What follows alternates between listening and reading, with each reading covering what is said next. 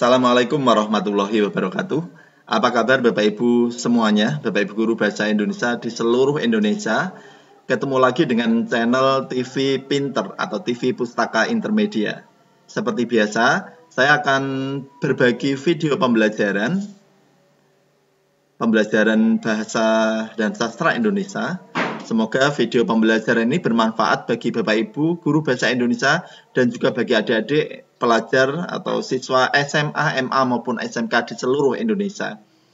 Video pembelajaran ini insya Allah bermanfaat, bisa Bapak Ibu gunakan untuk kegiatan pembelajaran. Caranya dengan cara pada awal pembelajaran Bapak Ibu memberi pengantar terlebih dahulu. Setelah Bapak Ibu memberi pengantar, selanjutnya silakan share materi ini ke HP siswa. Selanjutnya siswa menonton video pembelajaran ini sambil mencatat informasi penting yang ada di dalamnya. Setelah itu silakan Bapak Ibu follow up atau tindak lanjuti dengan cara pemberian tugas atau umpan balik feedback terhadap materi ini. Yang penting tugas atau feedback itu sesuai dengan kurikulum yang ditetapkan. Jika siswa tidak membawa HP, Bapak Ibu bisa menayangkan video pembelajaran ini di kelas melalui Smart TV atau LCD proyektor atau media pembelajaran lain yang ada di kelas. Jika kedua hal ini tidak ada di kelas, caranya Bapak Ibu share materi ini sebelum hari kegiatan pembelajaran sambil Bapak Ibu beri pengantar. Nah, besok harinya waktu kegiatan pembelajaran tinggal Bapak Ibu menindaklanjutinya. Seperti biasa, materi yang saya share adalah materi pembelajaran bahasa dan sastra Indonesia. Kali ini saya akan berbagi video pembelajaran tentang membandingkan isi berbagai resensi untuk menemukan sistematika resensi. Ini merupakan materi bahasa Indonesia kelas 11 KD 3.16 untuk siswa SMA, MA maupun SMK. Materi ini selain cocok untuk kegiatan belajar kelas 11, juga cocok untuk persiapan siswa menghadapi ujian satuan pendidikan. Dan juga khususnya untuk siswa SMK yang saat ini sedang menjalani magang kerja di tempat yang jauh, materi ini sangat cocok untuk menjembatani Bapak Ibu dalam menyampaikan pembelajaran dengan siswa. Hal yang kita bahas di sini adalah dua. Yang pertama, memahami isi dan sistematika resensi. Yang kedua, membandingkan teks resensi. Nah, sebelum video pembelajaran ini saya lanjutkan, saya ingatkan kembali, jangan lupa klik like, kemudian subscribe, dan juga bunyikan loncengnya agar Bapak Ibu dan juga adik-adik sekalian tidak ketinggalan video pembelajaran berikutnya.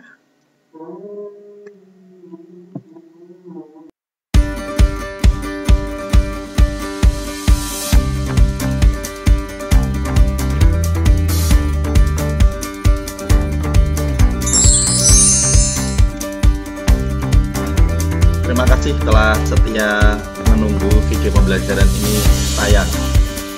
Saya lanjutkan seperti yang saya sampaikan tadi, saya akan berbagi video pembelajaran tentang materi KD kelas 11 KD 3.16 membandingkan isi berbagai resensi untuk menemukan sistematika resensi. Kata kuncinya adalah resensi.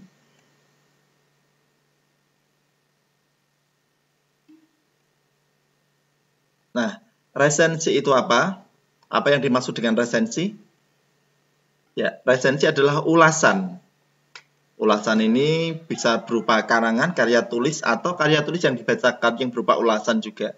Ulasan, kemudian penilaian, atau pembicaraan mengenai suatu karya, baik itu buku, film, lagu, dan karya yang lainnya. Karena berisi penilaian, maka peresensi itu orang yang meresensi, peresensi melakukan penilaian, penimbangan, menimbang. Menimbang berarti ada kelebihan dan kekurangan suatu karya. Jadi dalam resensi itu disertakan kelebihan dan kekurangan suatu karya yang diresensi itu. Apa sajakah objek resensi? Yang pertama yang jadi objek resensi adalah buku, baik buku fiksi maupun buku non-fiksi. Kemudian lagu juga diresensi, dan juga film juga menjadi objek resensi. Apa manfaat pembelajaran resensi bagi siswa? Ada banyak manfaatnya. Yang pertama, menanamkan jiwa literasi pada siswa. Kemudian menanamkan nalar kritis pada siswa. Jadi siswa dibiasakan membaca, memahami, menyimak, mendengarkan, dan juga mengulas serta menilai suatu karya. Jadi materi ini sangat bermanfaat bagi siswa. Karya tulis berupa resensi biasanya tampil di media massa, misalnya di koran Jawa Pos versi cetak. Resensi terbit setiap hari Minggu. Jadi kalau hari Minggu, redaksi biasanya menampilkan resensi kiriman pembaca. Baik itu resensi buku, film, maupun musik. Kalau di Jawa Pos, resensi musik biasanya disebut review musik. Kalau film disebut review film biasanya. Review film maupun review musik mengarah pada hal yang sama, yakni resensi. Dan pengirim resensi yang resensinya itu terpilih dan dimuat di koran, biasanya redaksi akan memberikan royalti, memberikan upah penulis. Jadi sebagai bonus karena resensinya terpilih dan dimuat, redaksi akan transfer royalti ke rekening penulis. Jadi menulis resensi ini selain melatih kreativitas dan juga menanamkan jiwa literasi pada siswa, sebenarnya juga bermanfaat bagi sisi ekonomi siswa. Jadi kalau siswa terampil bisa menulis dan menindaklanjutinya berupa karya-karyanya dimuat di media massa. Sebelum jauh dimuat di media massa sebagai harapan atau ekspektasinya, Bapak Ibu bisa melatih siswa dengan cara resensi karya siswa dimuat di majalah dinding atau majalah yang sesungguhnya di sekolah, atau dimuat di blog, di website siswa. Jadi siswa mari kita bimbing membuat blog pribadi, kemudian karya-karya tulisnya dimuat di blog tersebut. Bisa kita arahkan dimuat di blog. Banyak blog gratis yang bisa menjadi media siswa untuk berkarya. Nanti di blog gratis itu misalnya di Blogspot atau apa itu banyak ya. Siswa bisa menampilkan karyanya. Nanti ada menu-menu yang bisa Bapak Ibu atur. Ada menu resensi, ada menu cerpen, ada menu artikel. Nah, kalau siswa dilatih membuat blog seperti itu, nanti mereka punya konten, punya karya, bisa dimuat di media tersebut. Lama-lama menjadi kebiasaan, siswa akan terbiasa menulis, membuat konten, dan mereka bisa menindaklanjutinya untuk kegiatan yang lebih luas, lebih besar lagi. Dan ini merupakan hobi yang menarik, Bapak Ibu. Nah, siswa bisa kita latih untuk meresensi buku-buku yang sekiranya mereka sukai, atau buku-buku yang sekiranya buku kontroversial. Kalau di depan saya ada buku yang menarik ini, judulnya Asmara dan Luka.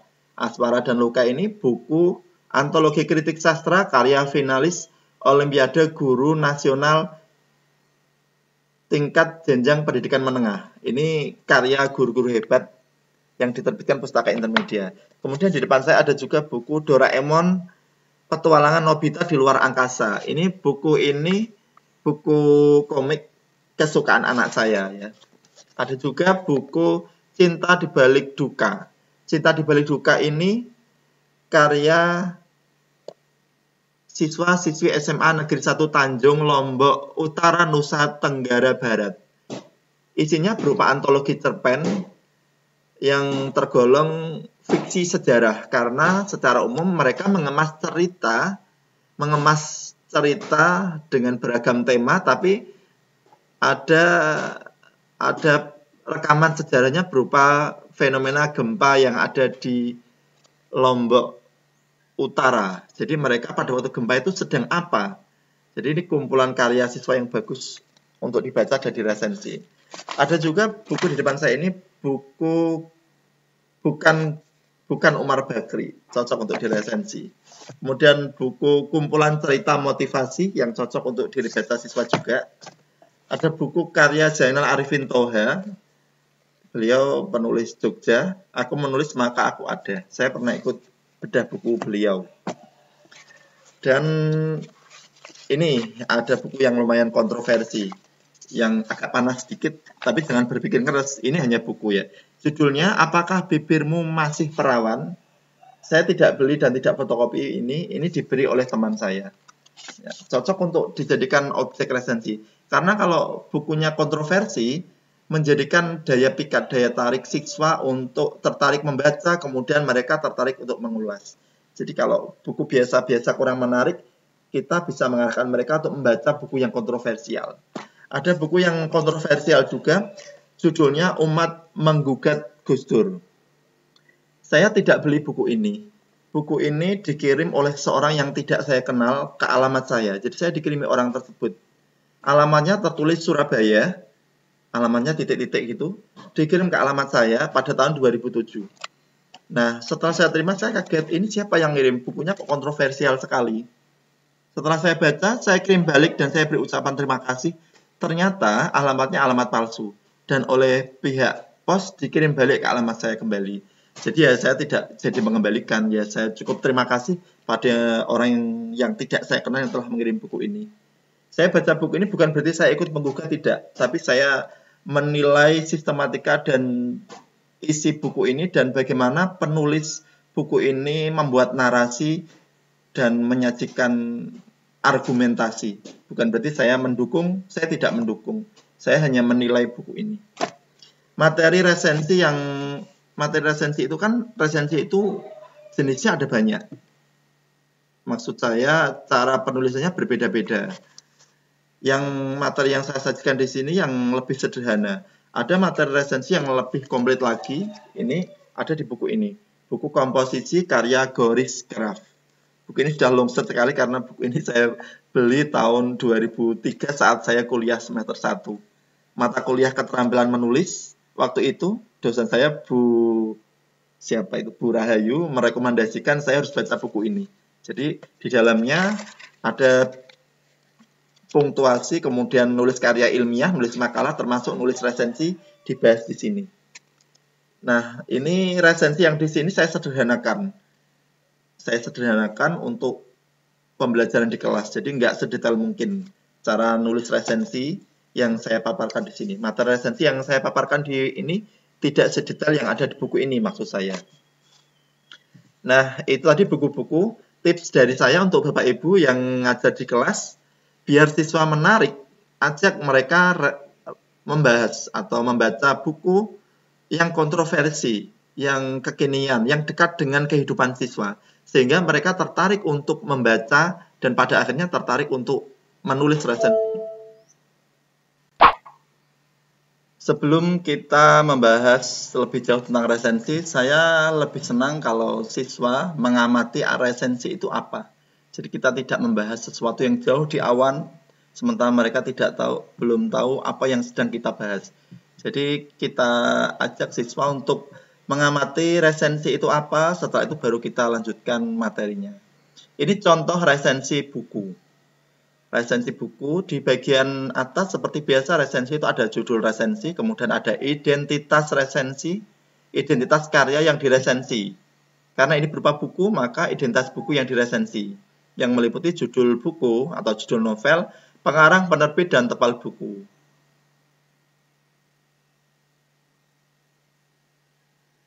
Nah, isi resensinya begini. Setelah membaca novel yang tebal ini, saya jadi teringat dengan novel Mencoba Tidak Menyerahnya Yudhistira Anmasardi dan juga novel Cabaukannya Remi Siladu. Dalam novel Mencoba Tidak Menyerah, yang menjadi tokoh sentralnya adalah bocah laki-laki berusia 10 tahun. Sedangkan dalam novel Cabaukan yang telah diangkat ke layar lebar, digambarkan bagaimana keadaan Jakarta, kota era zaman penjajahan Belanda dengan sangat detail. Lalu apa hubungannya dengan novel Saksi Mata karya Suparto Brata ini? Dalam Saksi Mata, yang menjadi jagoan alias tokoh utamanya adalah bocah berusia 12 tahun bernama Kuntara, seorang pelajar sekolah rakyat Mohan Gakko dan mengambil latar kota Surabaya pada zaman penjajahan Jepang dengan penggambaran yang sangat apik, detail dan sangat memikat. Novel setebal 434 halaman ini sendiri sebenarnya merupakan cerita bersambung yang dimuat di harian Kompas pada rentang waktu 2 November 97 hingga 2 April 98. Kisah berawal saat Kuntara secara tidak sengaja memergoki buliknya Raden Ajeng Rumsari alias Bulik Rum tengah berduaan dengan Wiradat di sebuah bungker perlindungan. Belakangan baru diketahui oleh Kuntara kalau Wiradat adalah suami sah dari Bulik Rum. Hal itu membuat perasaan hatinya berkecamuk. Kuntara pun heran dengan apa yang dilakukan oleh Bulik Rum yang selama ini selalu dihormatinya. Namun ia bisa mengerti kalau ternyata Bulik Rum yang cantik ini menyembunyikan sejuta kisah yang tak bakal disangka-sangka. Bulik Rum adalah pegawai Tuan Ichiro Nishizumi, meski pekerjaan sehari-harinya bekerja di pabrik karung Asko. Sebenarnya Bulik Rum sudah menikah dengan Wiradat, tetapi Tuan Ichiro Nishizumi tidak peduli dengan semua itu dan memboyongnya ke Surabaya. Baik Wiradat maupun ayah Bulik Rum sendiri tidak mampu mencegah keinginan Ichiro Nishizawa yang sangat berkuasa ini. Akan tetapi Wiradat tidak mau menyerah begitu saja dan segera menyusul Bulik Rum ke Surabaya. Paragraf ini sampai ke sini berisi ulasan sinopsisnya. Nah, sekarang yang bagian bawah. Sangat jarang sekali novel-novel serius di Indonesia yang terbit dalam kurun waktu beberapa tahun terakhir menggunakan tokoh utama seorang anak kecil. Selain dari novel mencoba tidak menyerahnya Yudhistira Anmasardi. Mungkin hanya novel Ketika Lampu Berwarna Merah karya Cerpenis Hamzah Trangkuti. Adalah hal yang menarik apabila membaca cerita sebuah novel serius dengan tokoh utama seorang anak kecil karena ia memiliki perspektif atau pandangan berbeda mengenai dunia dan segala sesuatu yang terjadi bila dibandingkan dengan orang dewasa. Kita bisa membayangkan bagaimana seorang Kuntara yang baru berusia 12 tahun menanggapi berbagai peristiwa yang terjadi dengan diri, keluarga, dan lingkungan sekitarnya. Nah, paragraf berikutnya berisi keunggulan dan kelemahan novel. Contoh resensi ini saya ambil dari buku Bahasa Indonesia kelas 11 yang diterbitkan oleh Pusbukur Kemendikbud. Ini contoh resensi buku. Nah, ini contoh resensi lagu yang berjudul Bunda, Lagu Penuh Makna. Judul resensinya. Judul lagunya Bunda, pencipta dan vokalisnya Melly Goeslaw. Lagu ini rilis tahun 97. Lagu tersebut jika diresensi, bentuk resensinya bisa seperti ini. Sahabat pintar, tentunya masih ingat lagu itu kan? Lagu yang berjudul Bunda tersebut adalah salah satu lagu karya Melly Goeslaw. Lagu bergenre pop ini dirilis tahun 97.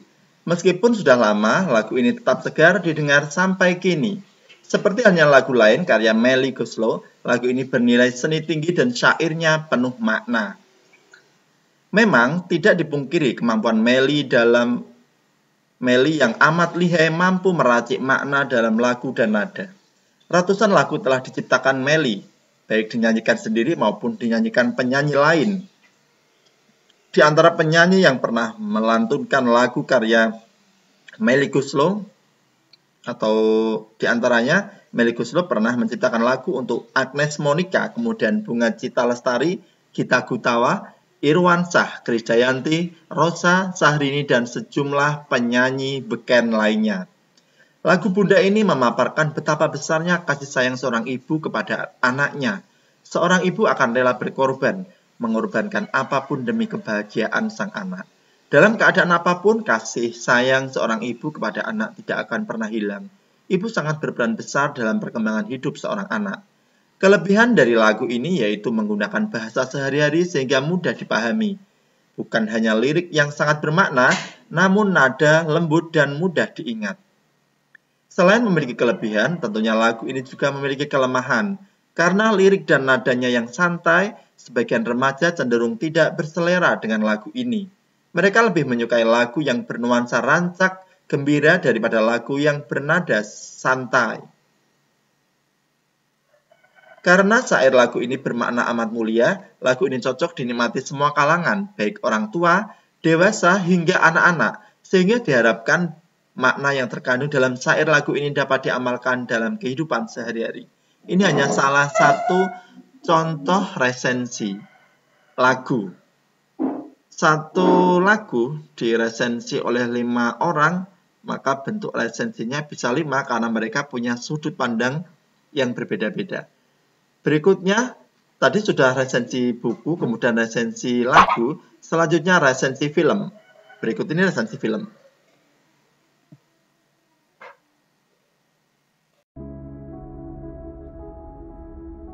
Di padang yang luas, seorang manusia mengambil perisai milik temannya yang telah tewas.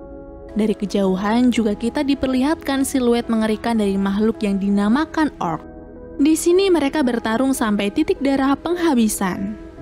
Selama berabad-abad di wilayah Middle Earth, manusia dan orc telah berperang dan ada suatu saat di mana mereka tidak tahu siapa sebenarnya musuh mereka.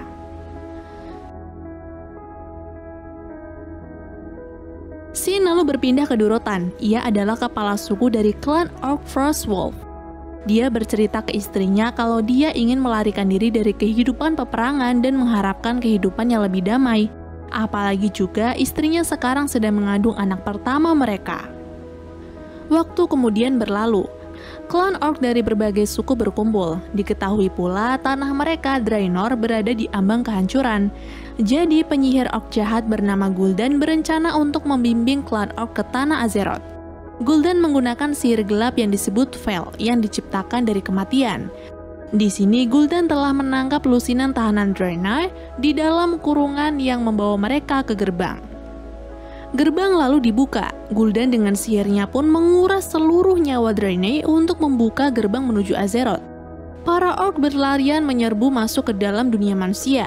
Draka yang sedang hamil ikut masuk ke dalam portal tersebut karena tak mau berpisah dengan suaminya. Tapi setibanya di sana, Draka mengalami rasa sakit yang sangat di perutnya. Durotan yang melihat itu pun berniat menghampiri Draka untuk membantunya, namun orc lain melihat dan menahan Durotan. Dia memarahi Durotan karena membiarkan Draka masuk ke dalam perang dengan keadaan dirinya yang sedang mengandung.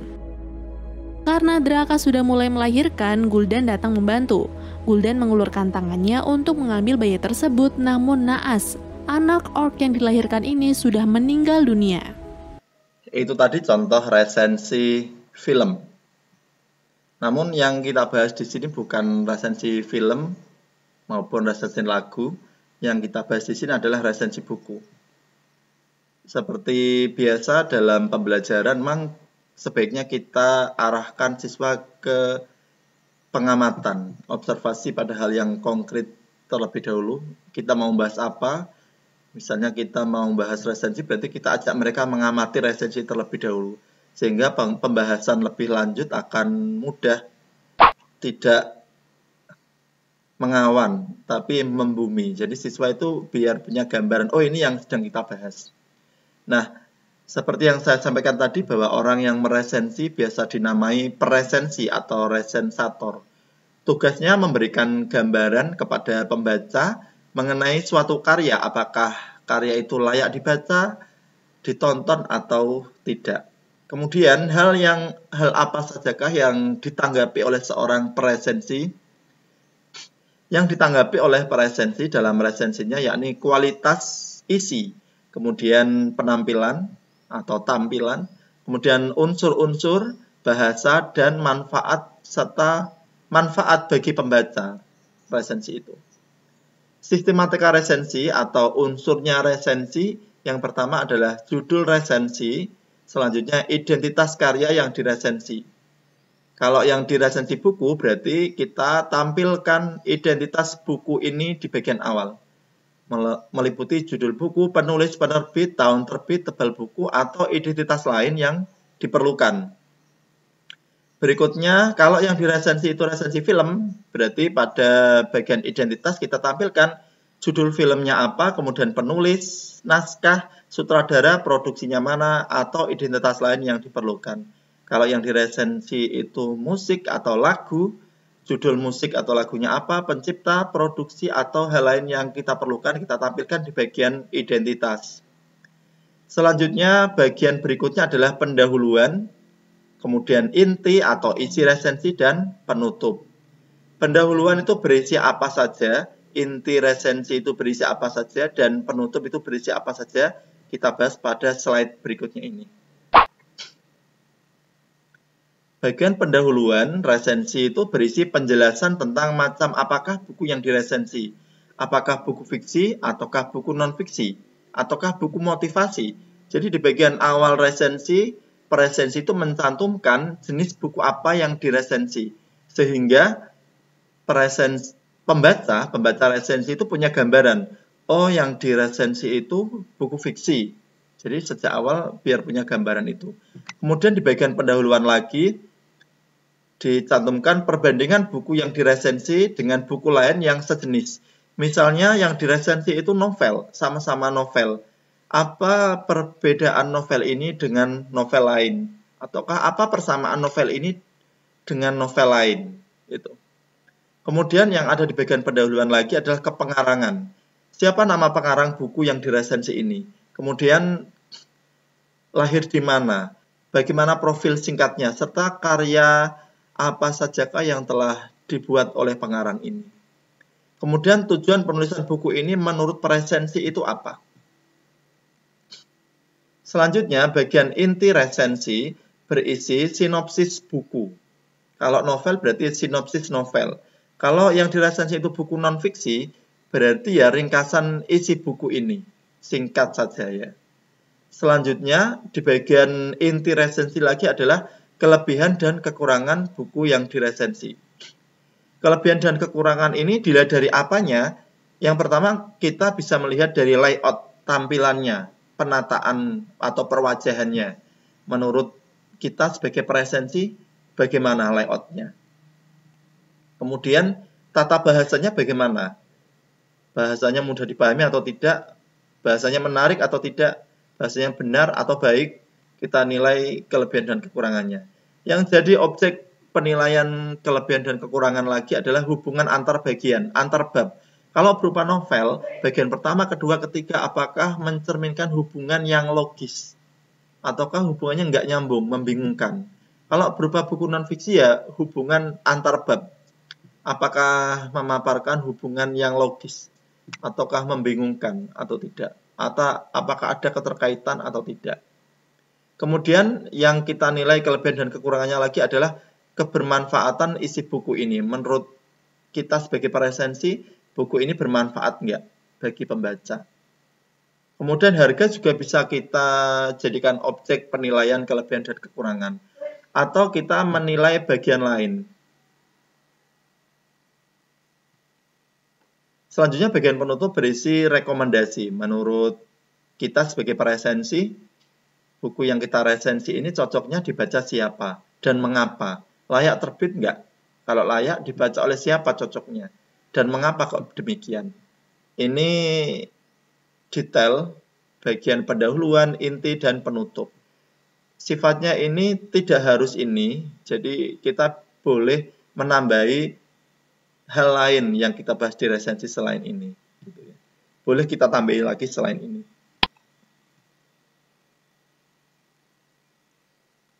Nah, itu tadi sistematika resensi. Selanjutnya, ayo kita berlatih. Ayo berlatih. Analisislah sistematika resensi robohnya surau kami berikut. Kemudian berikan tanggapan kalian tentang resensi tersebut.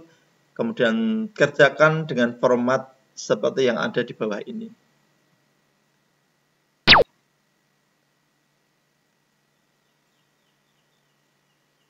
Ini contoh resensi buku yang berjudul Robohnya Surau Kami, karya Ali Akbar Nafis atau A. Nafis. Buku ini diterbitkan oleh PT Gramedia Pustaka Utama pada November 1986, tebal buku 139 halaman, dimensinya 14 x 20 cm. Saya bacakan ya. Robohnya Surau Kami yang dijadikan judul buku dalam antologi cerpen ini merupakan judul cerpen. Selain cerpen ini, cerpen lain yang ada dalam buku ini berjudul Anak Kebanggaan, kemudian Nasihat-Nasihat, Topi Helm, Datangnya dan Perginya, pada pembotakan terakhir, Angin dari Gunung dan Menanti Kelahiran. Semua cerpen dalam buku ini karya Ali Akbar Nafis. Buku antologi cerpen ini berbeda dengan antologi cerpen yang lain. Buku ini mengungkap problematika yang ada di masyarakat sekaligus kritik sosial. Buku ini karya cerpenis senior Ali Akbar Nafis. A.A. Nafis lahir di Padang Panjang 17 November 1924. Ia belajar di perguruan INS Kayu Tanam. Di masyarakat, Nafis banyak berperan aktif seperti pernah menjadi anggota DPRD Sumatera Barat, pernah menjadi ketua Yayasan Ruang Pendidik INS Kayu Tanam, dan pernah menjadi kepala bagian kesenian Jabatan Kebudayaan Provinsi Sumatera Tengah di Bukit Tinggi. Juga beliau pernah menjadi pemimpin redaksi harian Semangat di Padang.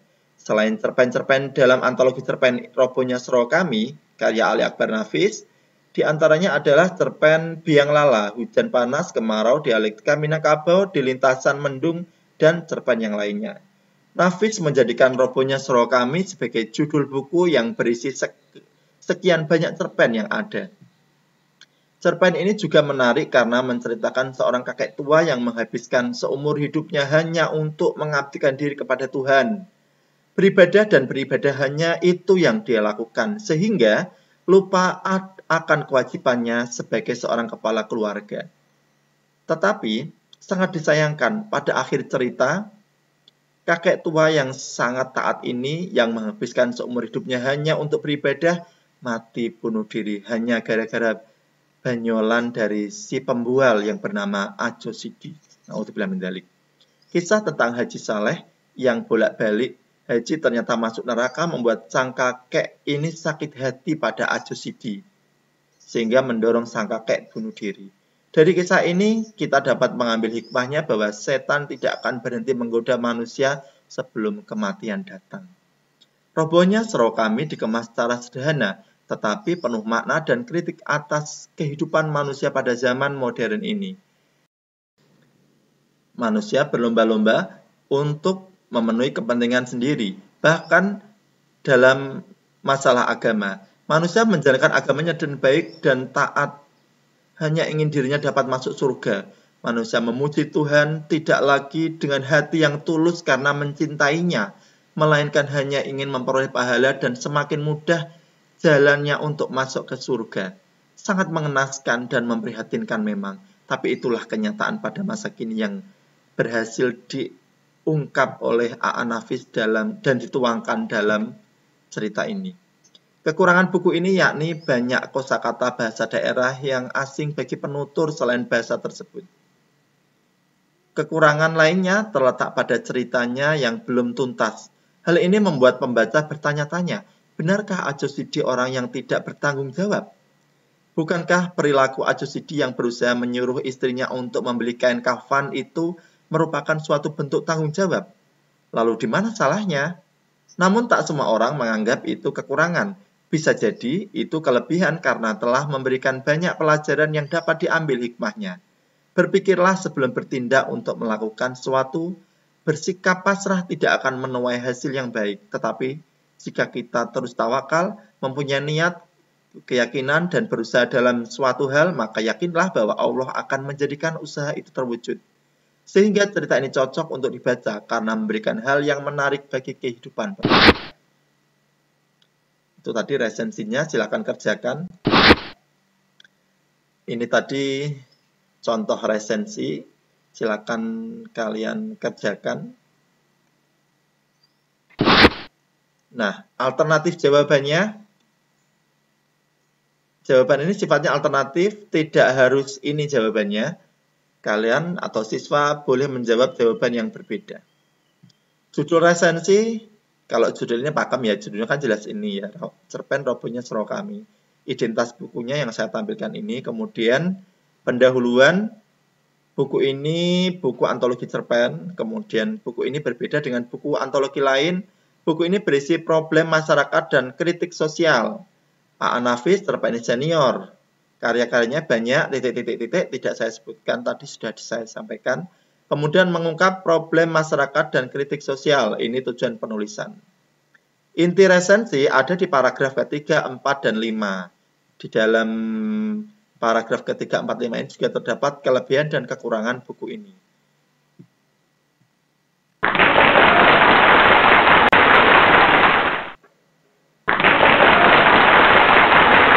Tanggapannya yang pertama, ini sifatnya juga alternatif.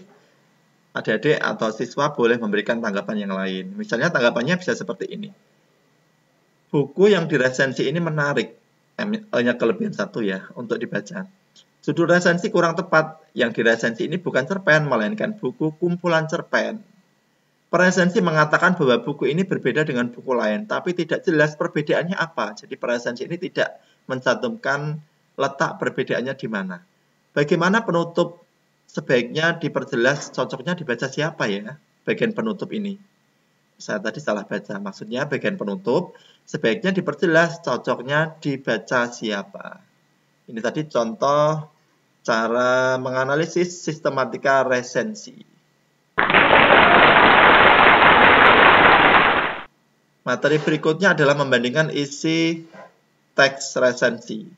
Bacalah teks resensi 1 dan 2 berikut ini, kemudian bandingkan kedua teks resensi tersebut berdasarkan isinya. Ini ada teks 1 dan teks 2. Teks 1 judulnya Agar Menulis Mengarang Bisa Gampang. Ini resensi buku. Pengarangnya Andreas Hareva. Penerbitnya Gramedia Pustaka Utama. Tahun terbitnya 2022. Halamannya Romawi 11 plus 103 halaman. Aktivitas menulis seringkali dikaitkan dengan bakat seseorang.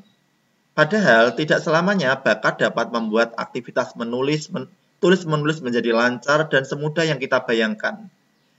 Berulang kali para pakar menyatakan bahwa menulis merupakan pelajaran dasar yang sudah kita dapatkan semenjak duduk di bangku sekolah dasar, bahkan di taman kanak-kanak. Dengan kata lain, mengarang adalah keterampilan sekolah dasar.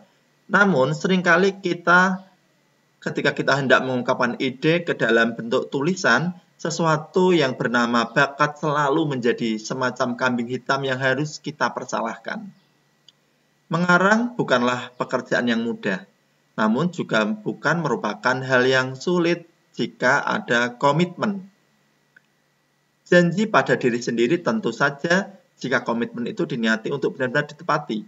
Komitmen inilah satu lagi kata kunci agar proses menulis dan mengarang menjadi mudah. Komitmen tersebut adalah janji pada diri kita bahwa saya akan menjadi penulis. Jadi menulis itu bukan perlu bakat, sebab bakat tidak lebih dari minat dan ambisi yang terus-menerus berkembang. Jadi jika bakat bermakna demikian, segala sesuatu memerlukan bakat. Tidak hanya dalam soal tulis-menulis. Masalahnya kemudian bagaimana agar ambisi tersebut terus dipelihara sampai waktu yang lama? Jawabannya komitmen pada diri sendiri. Ini contoh teks resensi 1.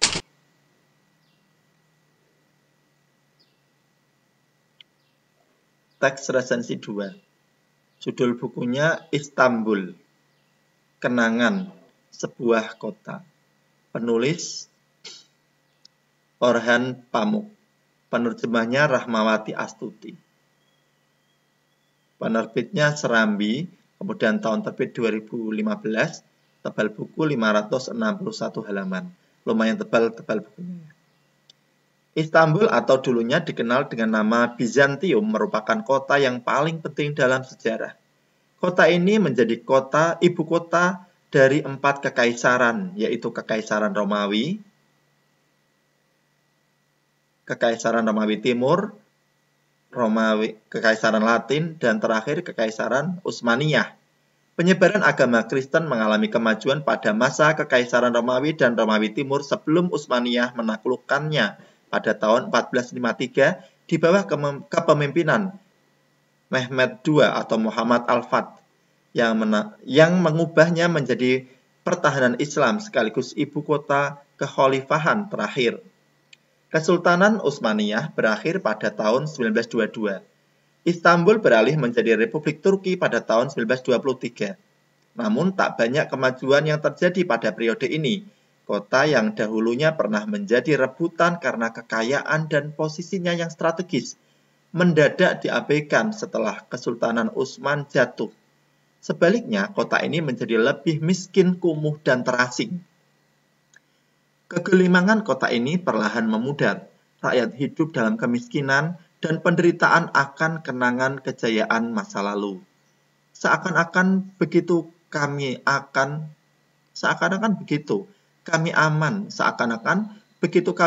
berada di rumah kami, kamar tidur kami, ranjang kami, maka kami dapat kembali pada mimpi-mimpi tentang kekayaan kami yang telah lama hilang, tentang masa lalu kami yang legendaris. Ini ada di halaman 50. Sebesar apapun hasrat untuk meniru Barat dan menjalankan modernisasi, tampaknya keinginan yang lebih mendesak adalah terlepas dari seluruh kenangan pahit dari kesultanan yang jatuh, lebih menyerupai tindakan seorang pria yang diputus cinta membuang seluruh pakaian, barang-barang, dan foto-foto bekas kekasihnya. Namun, karena tidak ada sesuatu pun, baik dari Barat maupun dari tanah air sendiri yang bisa digunakan untuk mengisi kekosongan itu, dorongan kuat untuk berkiblat ke Barat sebagian besar merupakan usaha untuk menghapus masa lalu. Pengaruhnya pada kebudayaan bersifat mereduksi dan membuat kerdil, mendorong keluarga-keluarga seperti keluargaku yang meskipun senang melihat kemajuan Republik, melengkapi perabot rumah mereka layaknya museum.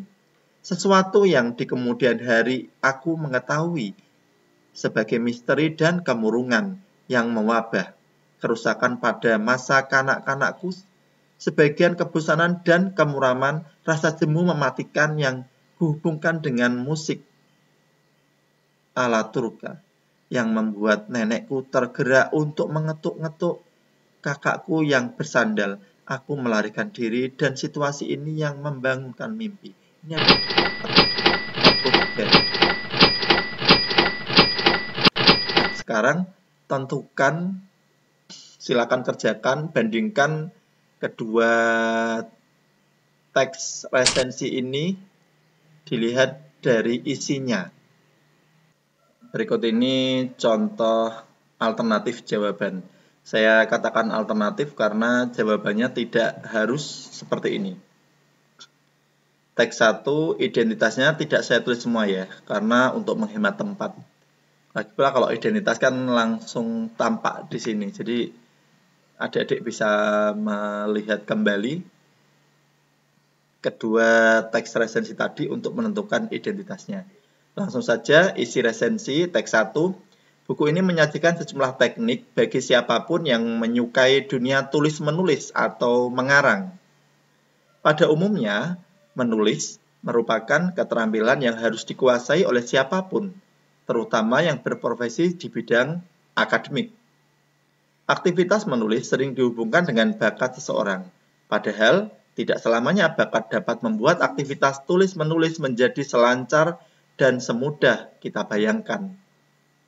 Buku ini hadir sebagai bagian dari teknik mempermudah dalam melakukan aktivitas tulis-menulis. Kemudian teks 2, isi resensinya. Buku ini menyajikan sejarah sebuah kota yang penuh dengan kenangan ada di dalamnya. Istanbul dikenal dengan nama Bizantium, merupakan kota yang paling penting dalam sejarah. Kota ini menjadi ibu kota dari 4 kekaisaran. Kekaisaran Romawi, Romawi Timur, Latin, dan Utsmaniyah. Dilihat dari keunggulannya, teks 1, keunggulan buku ini wajib dimiliki oleh siapapun, terutama para pelajar yang ingin mengasah kemampuan menulisnya. Isi bacaan yang disajikan mudah dipahami dan disertai teknik dalam aktivitas menulis. Kalau teks 2, keunggulannya, buku ini cukup baik. Banyak sejarah tersembunyi yang akan diketahui oleh pembaca. Kekurangan bukunya, kalau teks 1, penggunaan jenis huruf kurang nyaman untuk dibaca dalam kurun waktu lama. Kalau teks 2, kekurangan bukunya, pemberian ilustrasi berupa gambar atau karikatur diperbanyak.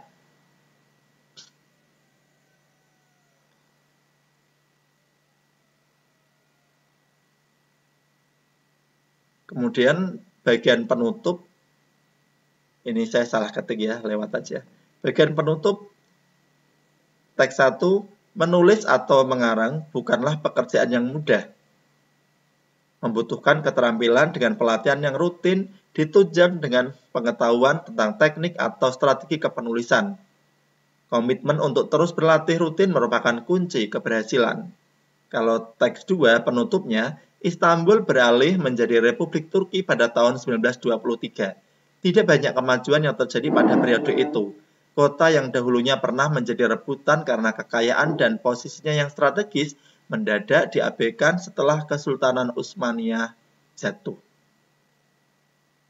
Contoh tanggapan. Kedua buku ini memiliki keunggulan dan kekurangan masing-masing. Teks pertama merupakan buku non-fiksi, sedangkan teks kedua merupakan buku fiksi berupa novel sejarah. Ini sifatnya alternatif, jadi tidak harus ini. Siswa boleh menjawab jawaban yang berbeda selain ini.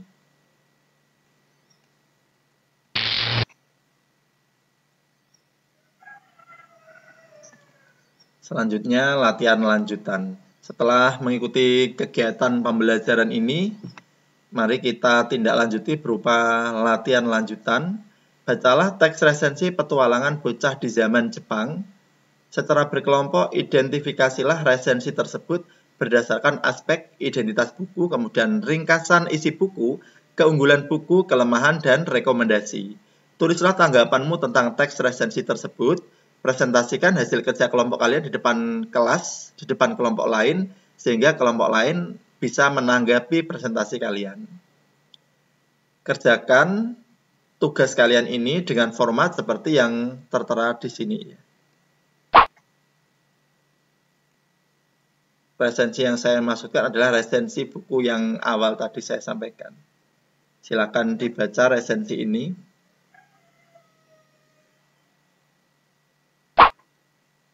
Ini lanjutannya.